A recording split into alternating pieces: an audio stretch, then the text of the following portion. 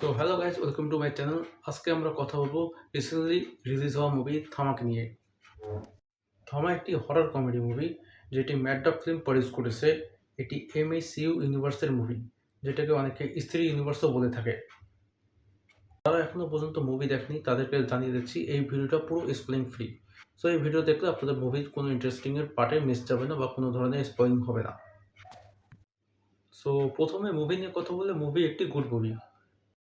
মুভির ভিতরে রোম্যান্স আছে, কমেডি আছে, কমেডি অনেক জায়গায় আছে, হালকা হরর দিয়ে ট্রাই করেছে। মুভির লিডে আছে আয়ুষ্মান ও রশ্মিকা। এখানে এরা দুজন ভ্যাম্পায়ার, যেখানে রশ্মিকা আগে থেকে ভ্যাম্পায়ার থেকে, যেটা টেলারে দেখানো হয়েছে। কিন্তু আয়ুষ্মান খুরানা হচ্ছে পরে নিজের পাওয়ার পায়। সো পুরো মুভিটা অ্যাকচুয়ালি আয়ুষ্মানের দিকেই ফোকাস করে, যে কীভাবে সে পাওয়ার পাইছে, সে নিজেকে কীভাবে চিনতে পারতেছে, কীভাবে সে পাওয়ারটা ইউজ করবে এই নিয়ে। এবং প্রথম হাফে তেমন কিছু লাগে না, এমনি দেখতেছি সব কিছু স্টোরিটা কানেক্ট করার ট্রাই করতেছে। আসল মজা হয় সেকেন্ড হাফে, এবং সেকেন্ড হাফে মুভিটি দেখতে অনেক বেশি ইন্টারেস্টিং লাগে। কারণ তখন ভেড়িয়া আসে, ভেড়িয়ার সাথে কী কাহিনী আছে আমরা আগে থাকতে যেটা জানি, হলিউডে যেরকম দেখানো হয়েছে যে ভ্যাম্পায়ার আর ভেড়িয়া একজন আরেকজনের শত্রু।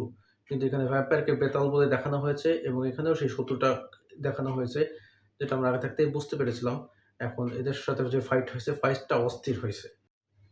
এবং আপনারা যদি মুভির স্টোরিটা ভালো করে বুঝতে চান, এবং ছোট ছোট ডিটেল যেমন ভেড়িয়া কে, এগুলো দেখার জন্য আগে আপনাকে স্ত্রী দেখতে হবে, তারপর বাকি মুভিগুলো যেমন স্ত্রী টু, ভেড়িয়া ও মঞ্জিয়া, এগুলো দেখলে আপনার স্টোরিটা বুঝতে আর একটু সুবিধা হবে। তো না দেখলেও মুভিটা দেখা যাবে, কিন্তু দেখলে একটু সুবিধা হবে। মুভির সব থেকে ভালো লাগার যে বিষয়টা হচ্ছে, সেটা হচ্ছে স্টোরি টেলিং।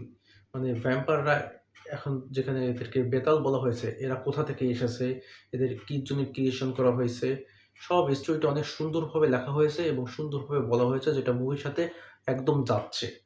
সো 10 এর ভিতর আমি মুভিকে 8 দেবো, কারণ আমার মুভিটাকে ভালো লাগছে।